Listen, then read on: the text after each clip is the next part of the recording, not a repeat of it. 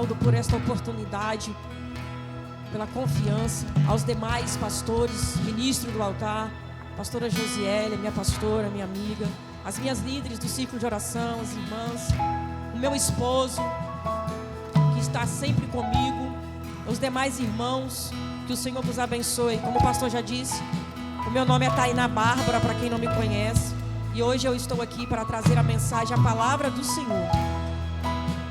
Abra sua Bíblia. Você já foi lido aqui no tema desta noite, em Salmo 1, mas eu quero trazer aqui em 1 Samuel, no seu capítulo 4. 1 Samuel, capítulo 4. Aleluias. 1 Samuel, capítulo 4. Pode ser na Almeida Corrigida Fiel. 1 Samuel, capítulo 4. Até o versículo 4. Vamos ler. E veio a palavra de Samuel a todo Israel. E Israel saiu à peleja contra os filisteus e acampou-se junto a Ebenezer. E os filisteus se acamparam junto a Afeque. E os filisteus se dispuseram em ordem de batalha para sair contra Israel. E estendeu-se a peleja. Israel foi ferido diante dos filisteus, porque feriram na batalha, no campo, uns 4.000 homens. E voltando o povo ao arraial, disseram os anciãos de Israel: por que nos feriu o Senhor hoje diante dos filisteus? Tragamos de Siló a arca da aliança do Senhor, e venha no meio de nós, para que nos livre da mão dos nossos inimigos. Enviou, pois, o povo a Siló, e trouxeram de lá a arca da aliança do Senhor dos exércitos, que habita entre os querubins, e os 2 filhos de Eli, Ofni e Filéias, estavam ali com a arca da aliança diante de Deus. Amém? Podem vos assentar. O Senhor colocou uma palavra no meu coração. Os meninos do louvor podem ficar na mesma sintonia. 12 quintas do sucesso. Eu me considero uma mulher de sucesso.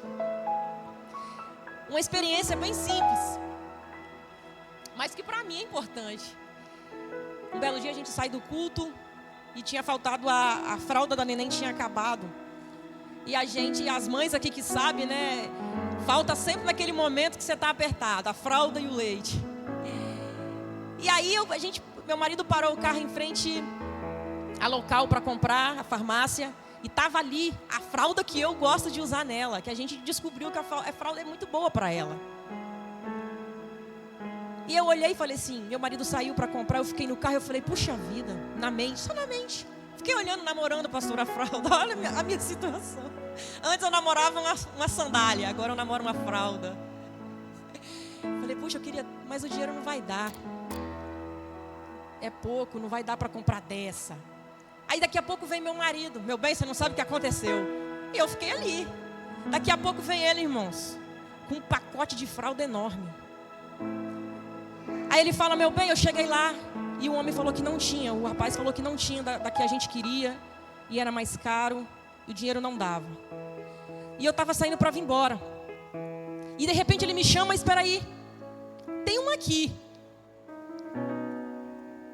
Rapaz, foram descarregar e o rapaz puxou. Eu não sei que as mães, a dificuldade para rasgar aquela fralda.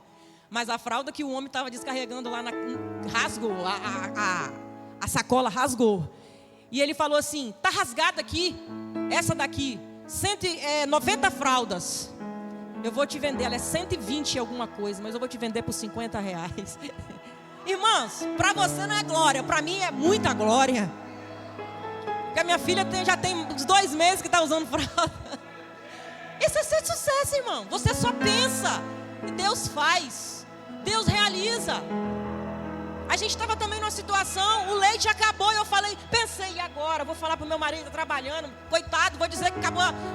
Sempre naquela situação que você não tem. A minha amiga liga para mim e fala, eu estava indo, Deus falou, você vai deixar ela com fome? Deus falou para ela, perguntou se ela ia deixar a Sara Luísa com fome. Rapidinho, chegou na minha casa 4 latas de leite, irmão. Eu sou uma mulher de sucesso. Não é sobre mim, mas é sobre quem Deus é.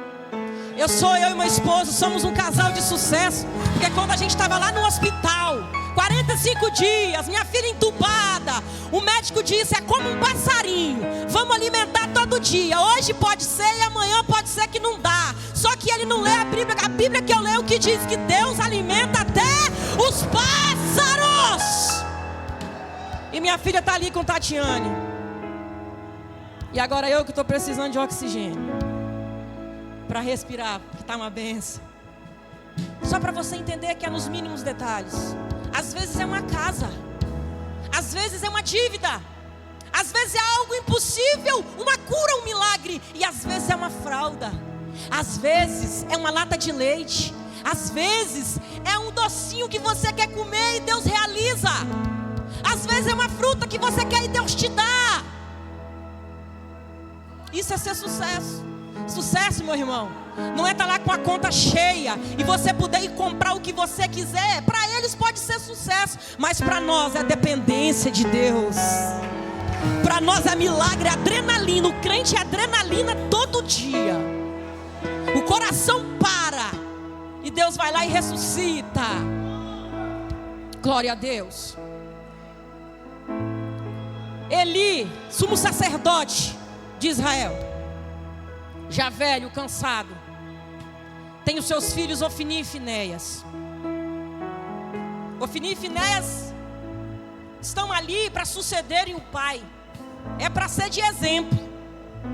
Estão atuando como sacerdote, oferecendo sacrifícios que o povo traz para que eles sacrifiquem ao Senhor, para perdão dos pecados, para louvor, adoração. Mas a Bíblia nos fala, eu quero trazer com simples palavras, que Ofni e Finéias, eles transgrediam. Eles eram como filhos de Belial. Eles eram malignos.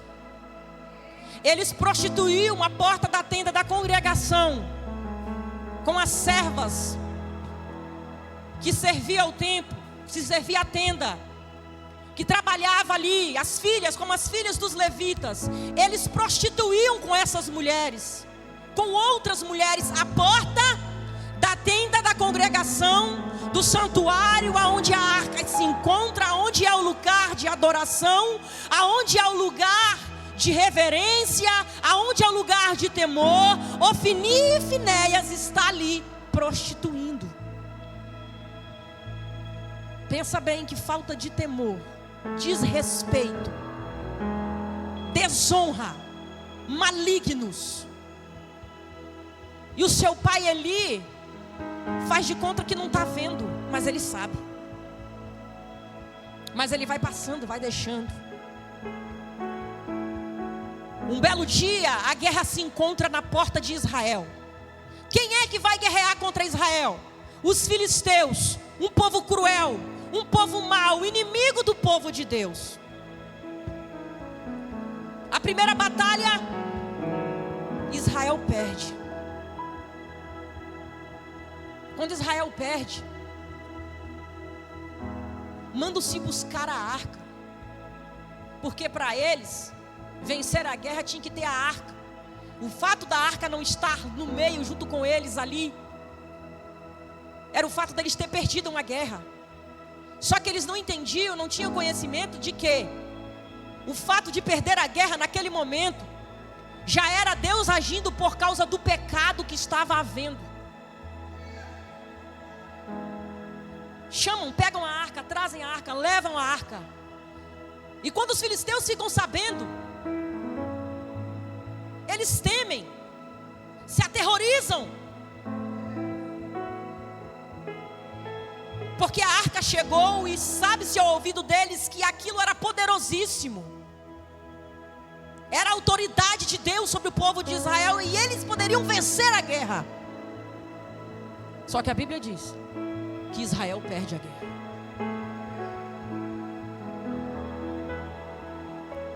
Para Ofni e Finéias, para os anciãos, para os valentes guerreiros da época, levar a arca para a guerra era sinal de que iriam ganhar.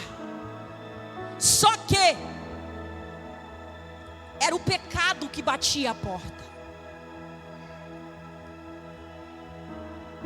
Era o erro que estava agindo. Tinha algo errado ali. Tinha algo movendo, algo maligno por trás. Ofni e Finéias, responsáveis para poder trazer o povo à adoração, para ser exemplo, suceder Eli. Agora eles estavam enraizados no pecado. E eles vão para a guerra para ficar lá como sacerdote, junto da arca, como símbolos de autoridade.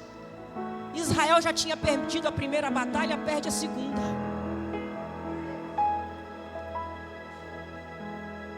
A Bíblia diz que quando os filisteus veem aquilo, eles crescem mais ainda. Uau, ganhamos de novo. E agora eles têm curiosidade, o que é aquilo? Aquilo é uma arca. É a representação de Deus para o povo de Israel. E a Bíblia diz que eles matam Ofni e Finéias, sacerdote, filhos de Eli. Eles matam. Ofni e Finéias morrem também na guerra. A arca agora não está mais em segurança. A arca agora está sem proteção. Não tinha ninguém ao lado, homens mortos. Israel perdeu mais uma vez a guerra. Ofni e Finéias mortos. Eles pegam a arca. Eles tomam a arca. Eles roubam a arca. Eles se apossam da arca. E levam para a terra deles. A notícia chega através de um homem para o sacerdote ali, que a Bíblia diz que ele está à beira do caminho. Eli, por mais que ele está fazendo de conta que não estava vendo os erros do filho, mas ele estava preocupado com a arca. Veja bem, os filhos estavam no pecado, foram para a guerra com a arca, mas o coração de Eli estava preocupado com a arca. A Bíblia diz que ele estava lá esperando, preocupado com a arca. E vem a notícia: Eli está velho, segundo a Bíblia, cansado, avançado, cego e bem sobrepeso. Chegam e diz: Eli, perdemos a guerra, perdemos a batalha. Eli está de pé e diz: Eli, Ofni e Finéias, seus filhos morreram. Eli mais ou menos de pé, mas quando ele diz: e a arca? A arca que representava a presença, a comunhão, o relacionamento, a autoridade, era a responsabilidade também de Eli. Ele vai dizer: Eli, a arca foi roubada. Naquele susto ele cai da cadeira, tomba, quebra o pescoço e morre.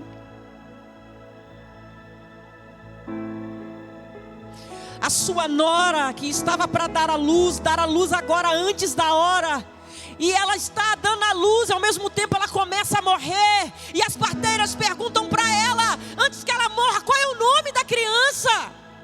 Nasce um menino.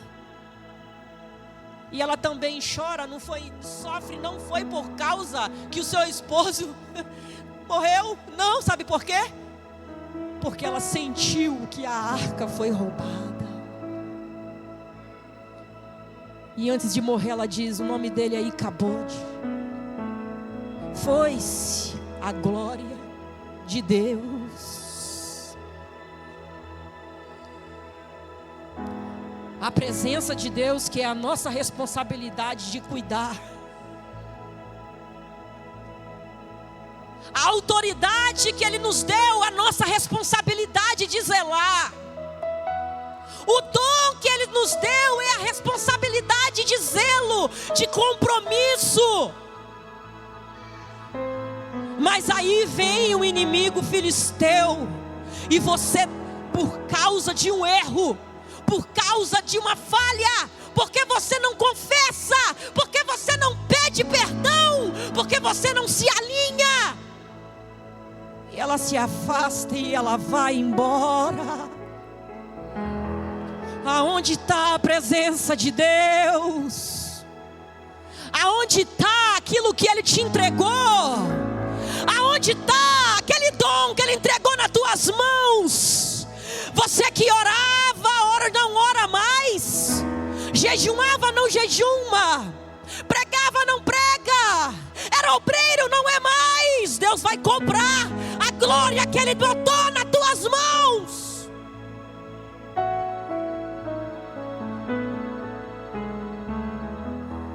Uma das leis de Deus para o povo de Israel: nunca se apresente de mim de mãos vazias.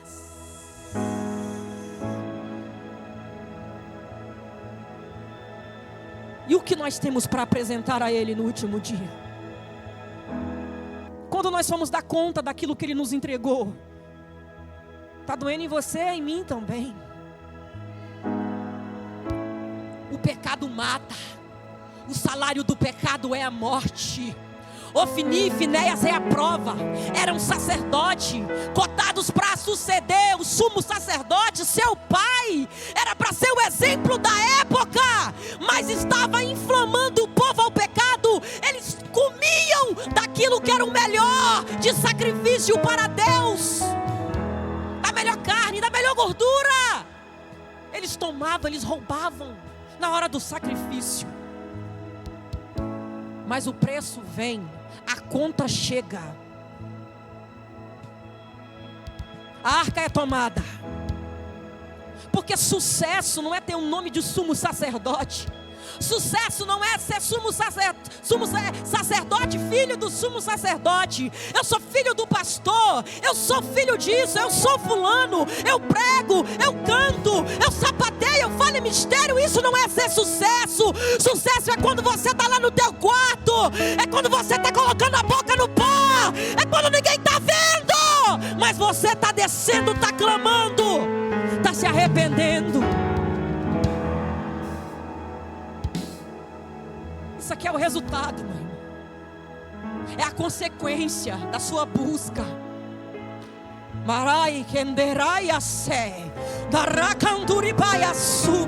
Eu passei uma luta, meu irmão, desde quando o pastor me deu esta oportunidade para ministrar hoje aqui. Foi uma bênção, mas o Senhor nos deu vitória. Então eu não estou aqui para brincar, eu estou aqui disposto a falar aquilo que o Senhor me deu.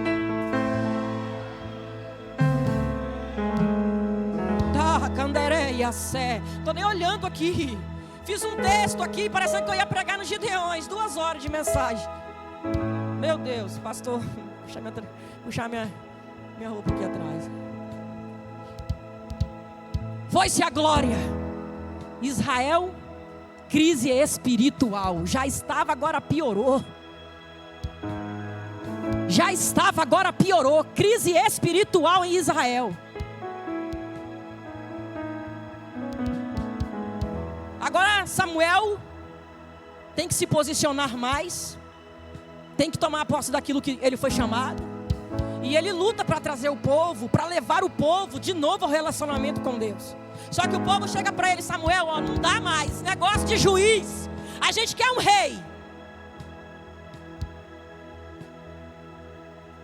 Mas Deus é seu rei. Não queremos um rei, queremos ser igual às outras nações. Samuel se entristece e vai chorar para Deus. Ai Deus, o povo está me rejeitando. Deus diz para Samuel: pelo amor de Deus, o povo não está te rejeitando, está rejeitando a mim. É a mim, mas eles querem um rei, então eu vou dar um rei. Deus dá o que você pede, você sabia? Se você insistir muito em coisa que Ele não quer, Ele acaba te dando para te provar o quanto você estava errado.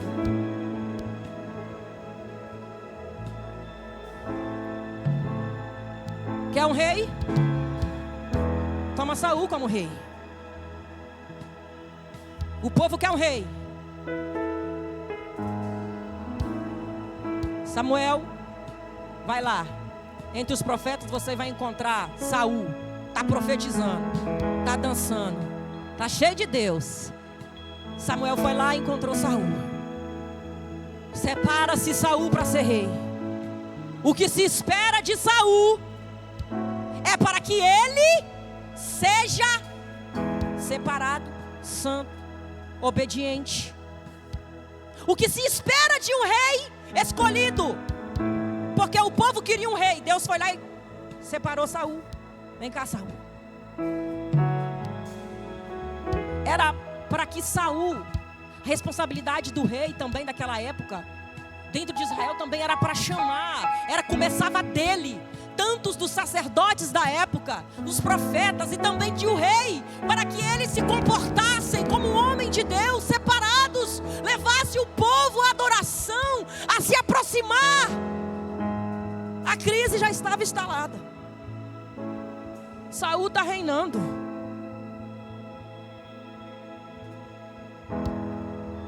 E a Bíblia diz que Saul faz tudo errado. Saul, o que Saul faz? Saul desobedece. Samuel falou: espera 7 dias, que eu vou chegar, vou fazer um sacrifício, e é nesse ponto aqui que você vai ser confirmado, seu reinado. Espera.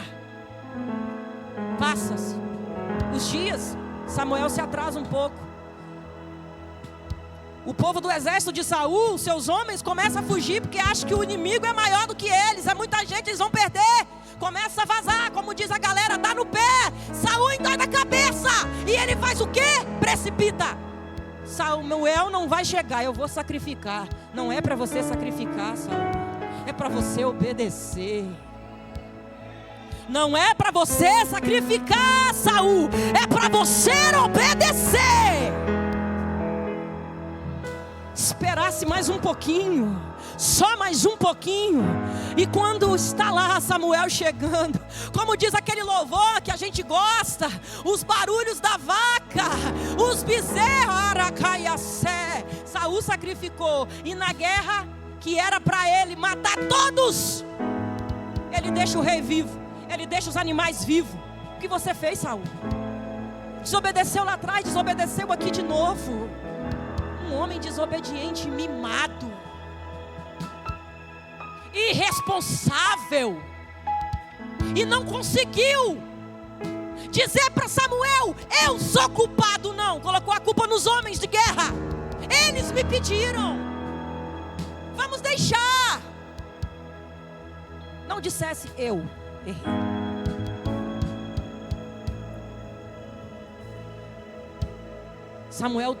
Saul tem um reino rasgado. Saul é rejeitado agora por Deus. Deus diz: eu não quero mais você que reine sobre Israel. Mais uma vez a crise instalada, porque além do povo não estar perto de Deus, a arca que representava a autoridade não estava mais em Israel. O rei que era para levar o povo a Deus está perto de Deus, está longe de Deus. Desde quando ele assumiu o trono, ele não se preocupou em buscar a arca. Era a responsabilidade dele trazer a arca de volta, buscar a presença de volta. Mas ele amou tanto o trono, ele amou tanta coroa, ele amou tanto status, ele amou tanto nome, ele amou tanto ser chamado o rei, que ele não se lembrou da presença que estava tão longe. Ele não priorizou a arca, ele não priorizou a presença. E ele foi desobediente e irresponsável com o que Deus colocou nas mãos dele, com a responsabilidade que ele tinha para ele. Foi irresponsável. Sucesso, Saul. Que sucesso. Você está entendendo, crente? Que sucesso é para você? O que é sucesso para você? Para Saul era ter uma coroa. Para Saul é ter um trono. Para Saul é ser chamado de rei. Mas levar nome de obediente, desobediente. Saul foi tão desobediente. A Bíblia diz que Deus retira o Espírito de Deus de sobre Saul. Pronto, acabou. E coloca nele um espírito mau.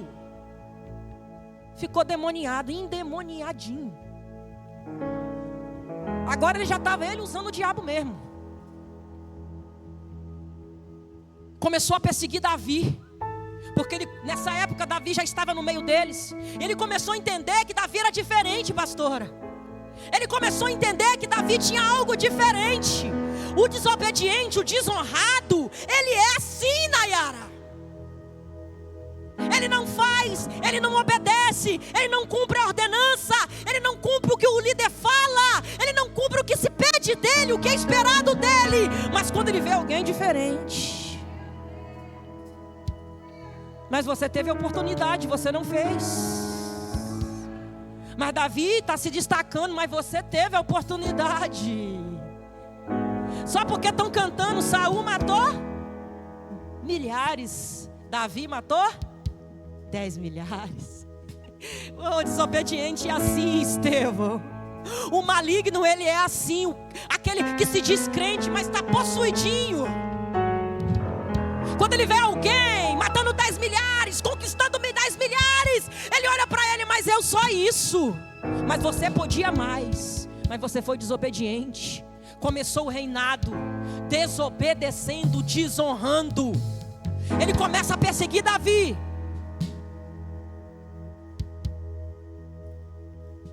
Davi vai buscar socorro entre os sacerdotes, entre os levitas que tinham na época um lugar onde eles reuniam, se encontravam, sacrificavam e adoravam.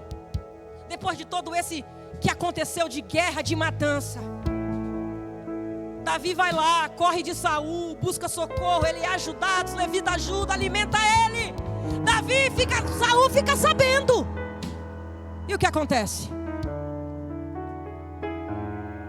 Vai lá e pergunta: vocês se ajudaram, Davi? Ajudamos. Quem tem coragem aqui de levantar a espada e se lançar contra os sacerdotes? Ninguém teve coragem, mas Doeg teve. Olha a malignidade do coração de Saul. Doeg teve coragem. Doeg matou os sacerdotes, matou os levitas. Você está matando o seu líder. Você está matando a sua liderança com a sua língua.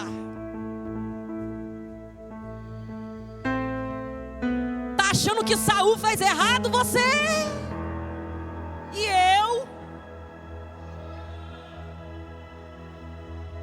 Quando você vem aqui e senta na cadeira, o seu líder fala, a sua liderança fala, e você só da mente, você acha que Deus não vê? Isso é matar. Você está matando, você está assassinando a liderança de alguém. Isso vai ser cobrado, sabe por quê? Porque houve uma guerra, e nessa guerra Saul perdeu. Cuidado, porque vai chegar um dia que você vai perder a guerra, que vai chegar um dia que você vai perder a batalha, e quando esse dia chegar, é o acerto final. Saul perde, todos os seus filhos morrem, apenas um fica. E o que acontece? Ele pede o seu moço: me mata, porque é vergonhoso morrer pela espada do outro, né? Mas você matou o outro, mas você deu uma espadada no outro, mas você feriu a liderança, mas você matou o sacerdote, Saul. Você matou os levitas da casa de Deus. Deus está falando aqui. Eu não estou nem no esboço, meu irmão. Eu sofri tanto essa semana com a Sara passando mal para conseguir, não estou nem aqui. Eu estou entregando aquilo que o Senhor está falando para mim, para você. Saul, Deus está chamando você hoje. Ainda é tempo de se arrepender.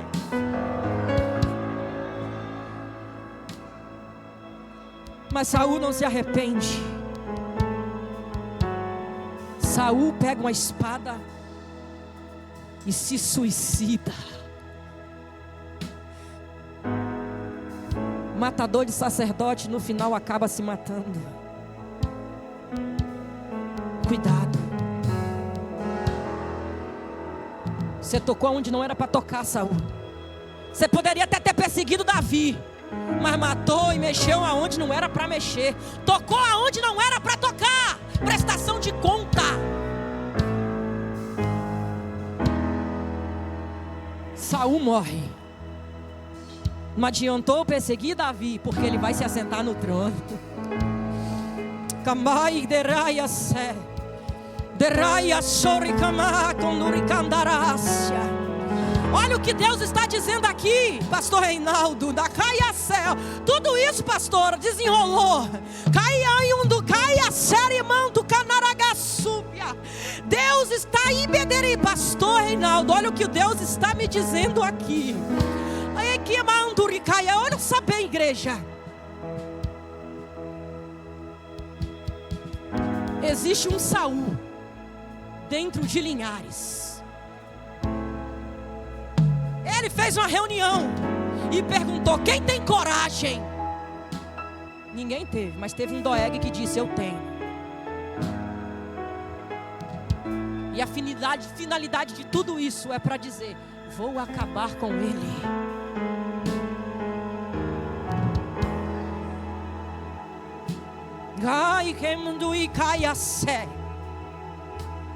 Deus trocou tudo.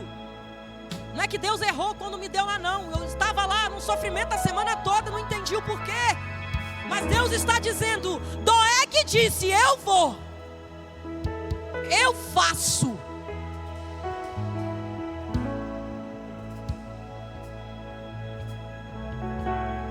Mas Deus está dizendo: eu vou permitir que lance sobre a sua própria espada.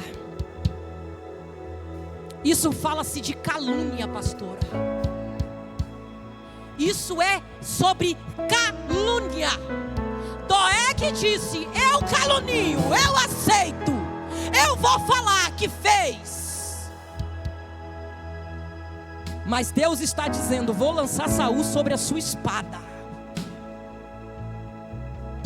Vou lançar Saul sobre a sua própria espada. Vai morrer pela sua própria boca. E digo eu assim, homem: se tu clamar, eu dou vida. Mas se tu não clamar, vai descer a cova, e tu saberás quem é.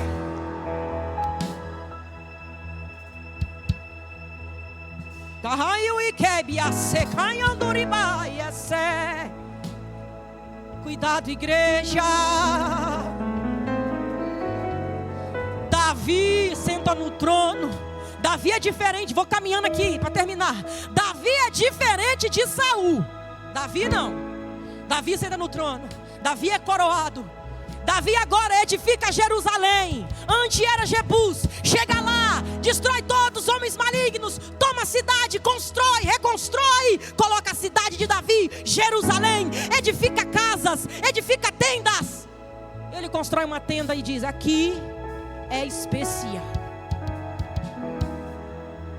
Davi edifica Jerusalém, constrói, mas nem um cantinho ali que ele diz: aqui é especial. Para que, Davi? A arca.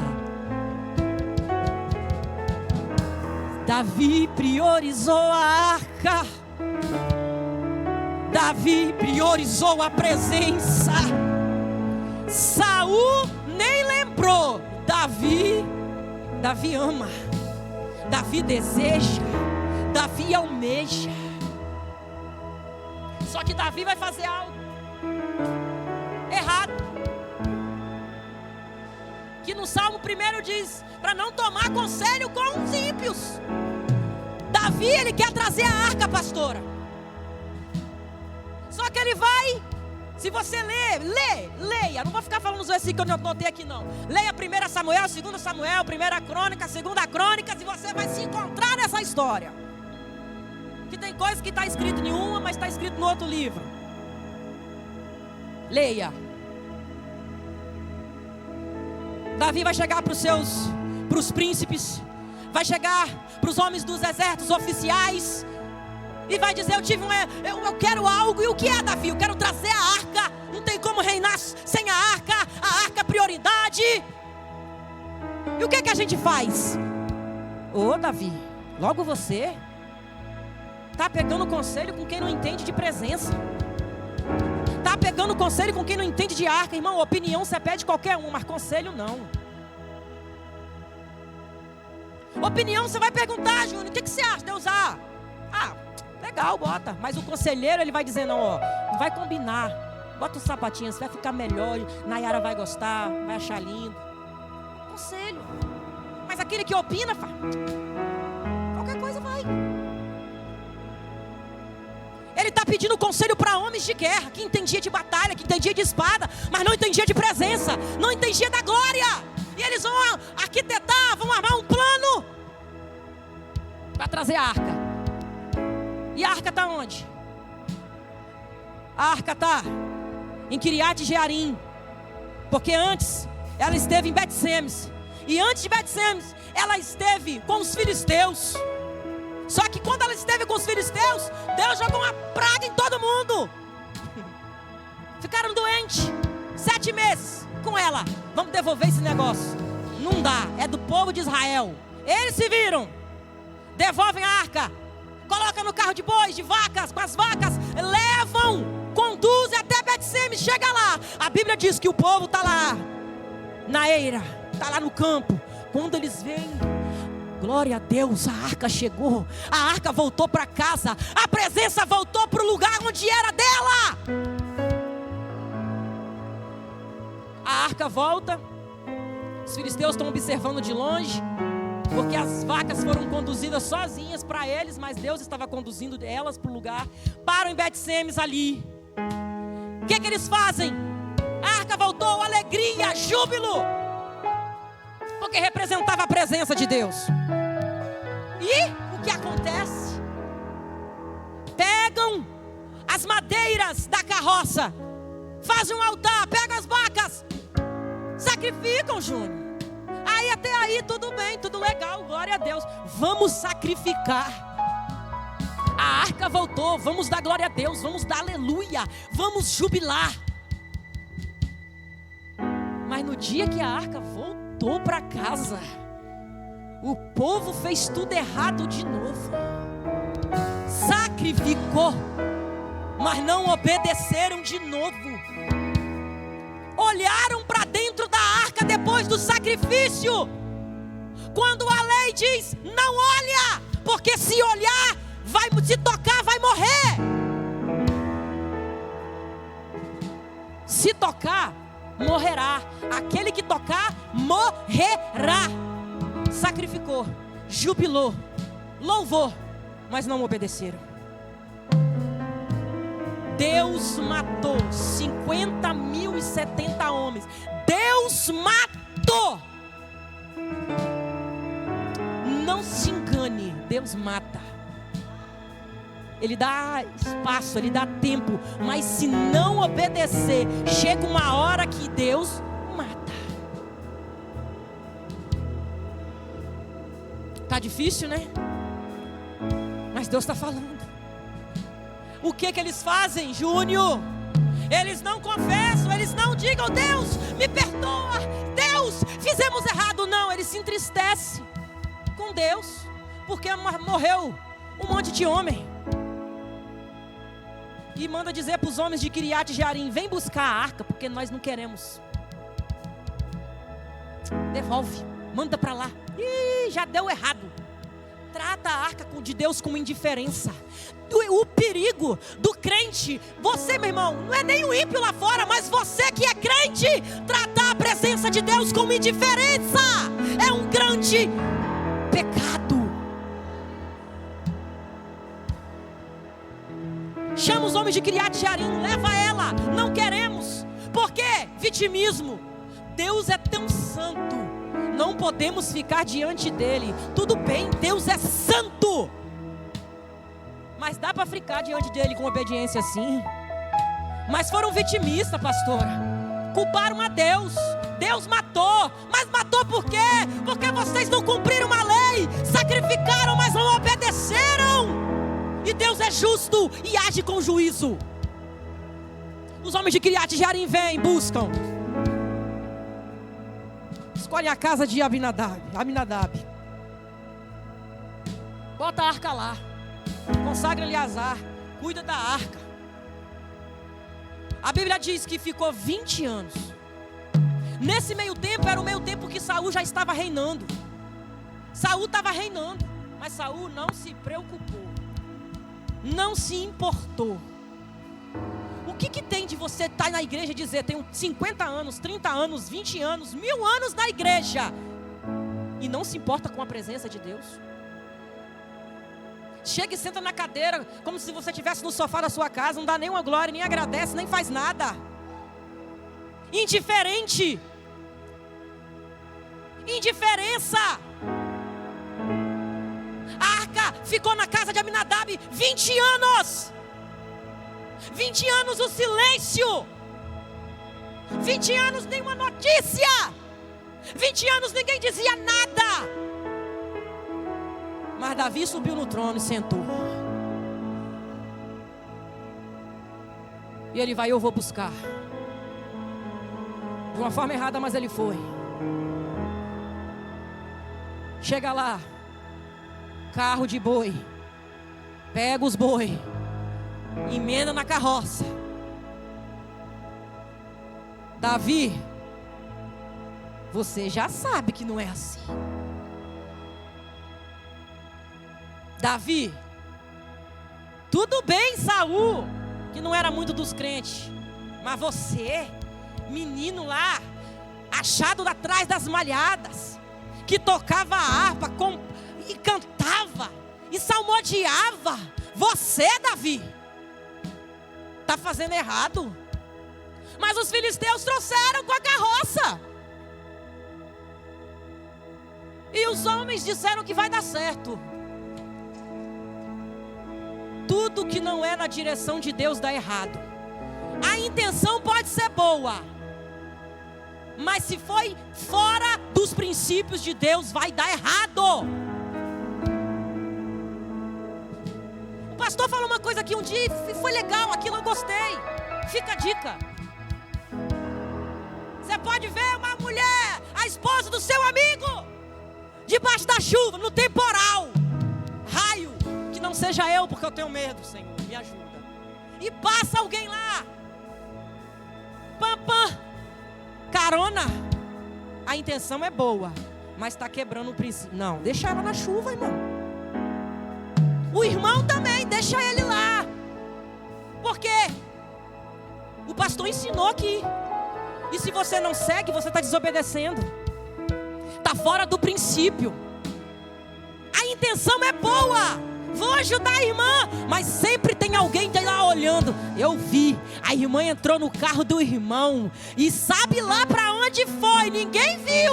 A intenção foi boa, de ajudar, de socorrer, mas quebrou um princípio, trouxe um problema. Assim foi Davi, a intenção foi boa, vamos trazer, mas foi errado. Sabe por que foi errado? Porque vai ter uma outra intenção boa na frente. Coloca a arca. E os boi estão indo. E os boi estão indo. Quem já morou na roça sabe. Eu sou roceiro, irmão. Parece não, pastor, mas eu sou. Apanhadora de café, de pimenta, capino também. Só falta ser fazendeira. Vai, Davi. Daqui a pouco a carroça começa a balançar. E quem está em cima? A arca da aliança. A intenção é boa, mas o princípio está sendo quebrado.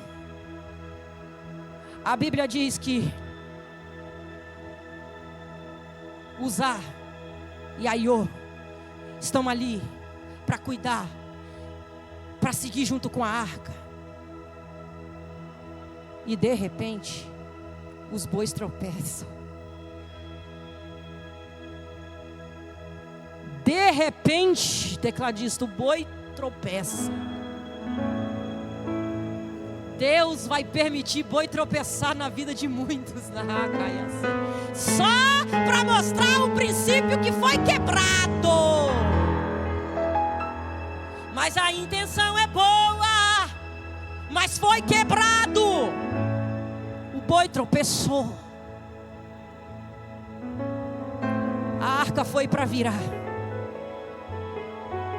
Usar com intenção boa. Não posso deixar ela cair. É a arca de Deus. E ele toca nela para segurar a arca. Mas a arca já estava em cima de uma carroça que não foi feita para carregar ela. Não é para ela estar ali. A intenção de usar também é boa. Segurar a arca para não deixar cair. Mas estava quebrando o princípio. Porque a lei da palavra de Deus era: não toca. Porque se tocar, morrerá. Como o pregador pregou quinta-feira passada, o não de Deus é para te guardar. É para te proteger. Mas foi intenção boa, mas quebrou o princípio. E Deus disse: se fizer, vai morrer. E Uzá morre. E o que acontece? Davi se entristece. Pegam a arca de novo. Pegam a arca.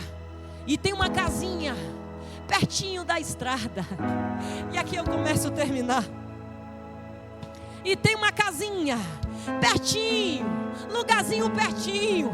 E a casa de quem? A casa de Obed-edom. Obed-edom está lá.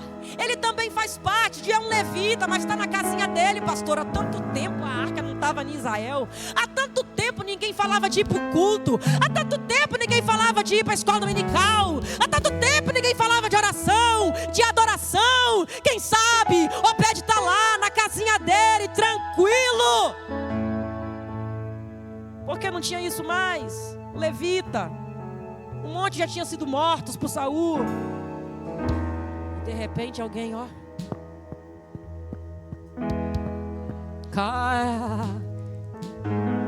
tem alguém em casa. Obed, todo simplesinho, abre a porta e diz: tem sim, senhor. Obed, eu preciso que a arca fique aqui. Mas o que é a arca? A gente quebrou princípios. A gente pediu o conselho errado. A gente fez tudo errado. Teve morte. Davi está triste. Já acabou o culto por ali mesmo. Teve louvor, mas não teve adoração, porque não teve princípio cumprido. Você pode chegar na igreja, você pode louvar. Mas adoração é diferente. Adoração é quando você cumpre princípio. É quando você obedece. Louvar, até o desobediente pode, mas adorar não. Só para quem cumpre princípio.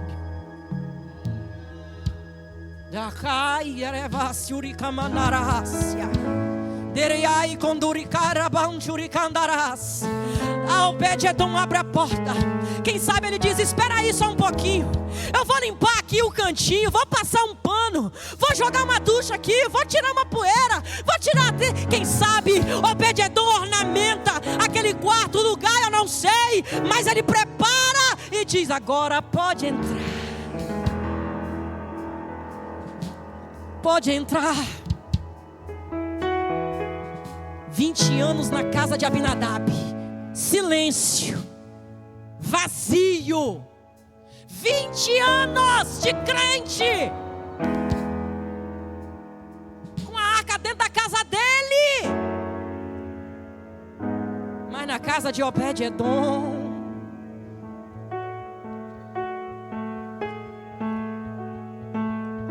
coloca-se a arca. E todos viram as costas e vão embora. É como se eu pudesse ver Obed-edom lá de noite rodando. Eu não posso tocar nela, mas eu posso ficar perto, pelo menos perto. Quem sabe de madrugada ele levanta 3 horas da manhã e diz: eu não posso tocar nela, mas eu posso ficar pelo menos perto. Quem sabe de manhã ele acorda antes de fazer o seu de jejum, ele diz: eu não posso tocar nela, mas eu posso pelo menos ficar perto. Ele trata com amor, ele trata com, ele cuida, ele zela. Quem sabe todo dia vai subir uma aranhazinha, tá lá o Obed-Edom, sai daqui.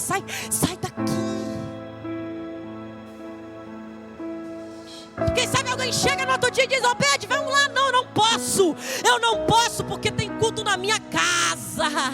Obed, vamos no pit. Não, hoje não, porque hoje a arca tá na minha casa, eu tenho que zelar dela. Você está entendendo o que Deus está falando aqui? Eu creio que sim. Saul não se importou com a arca.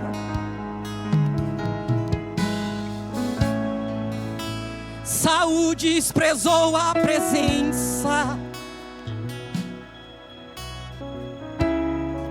Saul amou mais o status.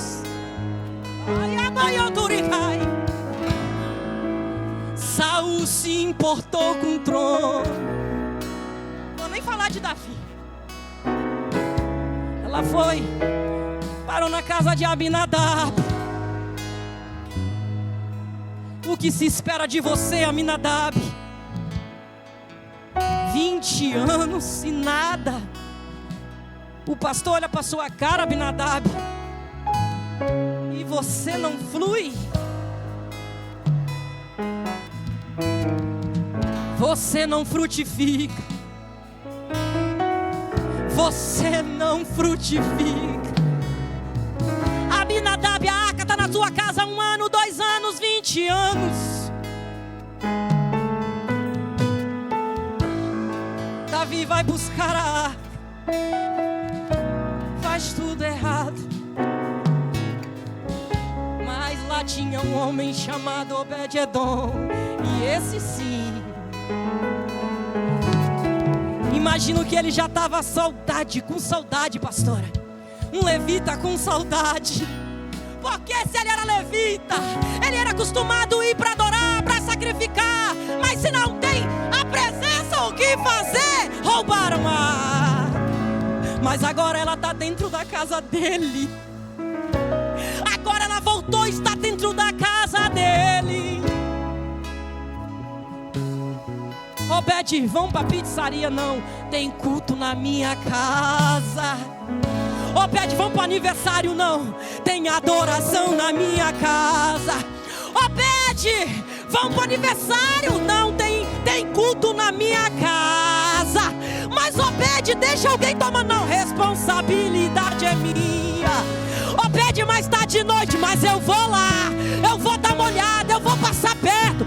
Obed, mas você não pode tocar, tu vai morrer. Tocar eu não posso, mas eu posso me curvar, eu posso adorar, eu posso me render. Tantos anos sem a presença, tantos anos ela longe de casa, tantos anos a arca longe de Israel. Agora ela está dentro da minha casa. Se coloca de pé. Ouve-se uma notícia. Qual é? Davi, você está sabendo? Depois de 3 meses, 20 anos na casa de Abinadab, nada. 3 meses na casa de Obed-Edom. Ouve-se uma notícia. E qual é a notícia? Davi, nós deixamos a arca na casa de Obed-Edom. 3 meses depois, sabe o que aconteceu? Está todo mundo falando. A casa de Obed-Edom foi abençoada. Você está entendendo? Não? Você veio para o culto? Você veio para o culto? Não é por causa de mim não, meu irmão. Olha essa palavra. Davi, houve uma notícia. Está todo mundo comentando o que é. A casa de Obed-Edom está sendo abençoada. Mas como assim? Na casa de Abinadab, 20 anos e nada. Davi, eu não sei. Davi, eu não sei o que aconteceu. Mas na casa de Obed-Edom,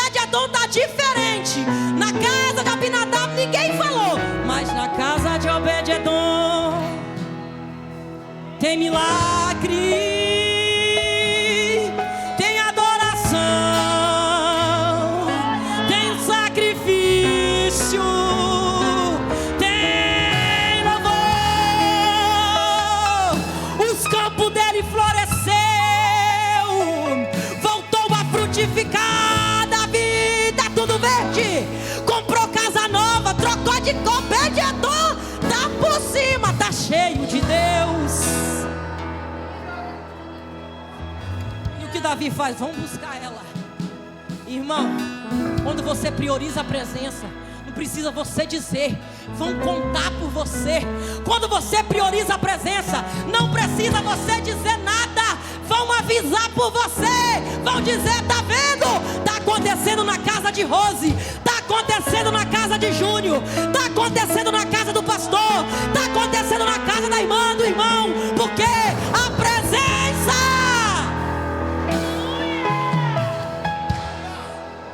Davi vai, agora ele faz direito, agora ele faz direito. Separa todos os levitas, vocês vão cantar, vocês vão tocar. Pega todos os tipos de instrumento, prepare e separa os melhores cantores levitas da época. Pega os maiores e melhores tocadores, pega os levitas, pega umas varas, porque nós vamos trazer a arca. Agora é diferente. Eu já aprendi com o meu erro. Se você não aprende com o seu erro, muito menos com o erro dos outros. Obed-edom, nós viemos aqui e vamos buscar a arca, meu irmão. Nós vamos buscar a arca da sua casa, Obed-edom. Obed-edom ficou de biquinho, meu irmão. Obed-edom fez vitimismo, porque vamos buscar a arca da casa dele. Não. Agora eles fazem todo o ritual certo. Cada levita, 2 na frente, 2 atrás, coloca no ombro as varas encaixadas na arca e vão levando. Agora o sacrifício está pronto. Agora o princípio está sendo cumprido. A cada 6 passos sacrificava. Agora tem júbilo, tem louvor, mas também tem adoração. Porque a primeira busca só teve louvor. A segunda busca tem louvor, tem adoração e tem sacrifício, tem o princípio cumprido. O que é ter sucesso? É cumprir princípios. O que é ter sucesso? É cumprir princípio. Obed-edom ficou de biquinho em casa porque a arca está indo embora para Jerusalém. Sabe o que aconteceu, pastor? Menino, arruma tudo, prepara as malas. Mas Obed, o carro do ano, deixa aí. Mas Obed, o campo tá verdinho, é época da colheita, deixa aí, vão cuidar. Mas Obed, a casa é novinha, alguém vai cuidar. Você vai pra onde? Eu vou pra onde tem a presença. Eu vou pra onde tem a presença.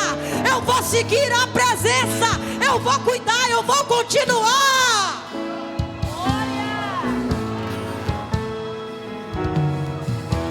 Davi achou que sucesso era ter o trono, era ter a coroa. Mas o Saul achou que era ter trono, era ter coroa. Só que Davi, o que é sucesso para Davi? É não errar? Não, porque Davi errou, Davi pecou, Davi falhou. E sabe o que aconteceu? Quando o profeta Natan chega para ele e diz: Davi, você é um pecador. Ele se arrepende, ele confessa, ele deixa. Saul priorizou a coroa, Saul priorizou o trono. Mas Davi está confessando o pecado lá na frente. Está dizendo: eu pequei contra Deus. Se quiser pode tirar de mim o trono, se quiser pode tirar de mim a coroa. Só não me retire o teu Santo Espírito. Só não retire de mim a tua presença. Sansão priorizou as mulheres, os seus belos músculos, a sua força, seu belo sorriso, a sua grandeza, o seu grande porte. morreu envergonhado. Mas José está lá na casa de Potifar. Uma das mulheres mais lindas, sua esposa, cutuca ele de dia, cutuca ele de noite. Deita comigo, tu é lindo. Deita comigo, tu é charmoso. E ele corre para lá e ele corre para cá. Você acha que ele não desejou? Desejou porque ele era homem, era de carne. Mas chegou uma hora que ele disse: não. Homem de sucesso sabe dizer não. Eu não vou deitar com você, porque eu não posso pecar contra Deus. O homem rico chegou para Jesus e disse: o que é que eu faço para seguir? Jesus disse: vende tudo e me segue. Eu não posso, sou muito rico, vou ficar pobre, andar perambulando por aí. Voltou para casa e agora eu fecho aqui que já tomei tempo. Mas houve uma palavra dura com os discípulos e os judeus. A maioria dos discípulos que seguiam a Jesus parou de seguir, abandonou Jesus, pastor, e foram embora. E Jesus olhou para os seus discípulos e disse: quer ir vocês também? Vocês querem ir? Mas Pedro disse: para onde mirei? Para onde mirei? Pois se só tu tens a palavra de vida eterna, para onde eu mirei? Para onde nós iremos, Rose? Para onde nós iremos, irmãos? Não seja como Saul, não seja como Sansão, não seja como Aminadab. Não, não. Preserve a presença, cumpra princípio, seja obediente. Errou, confessa.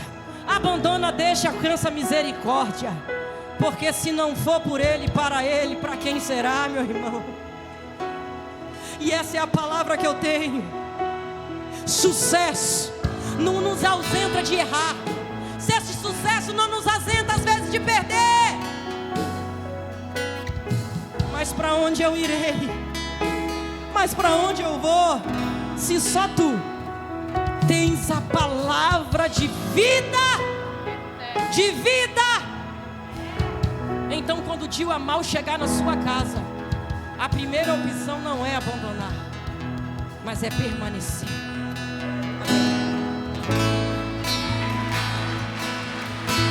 Oh!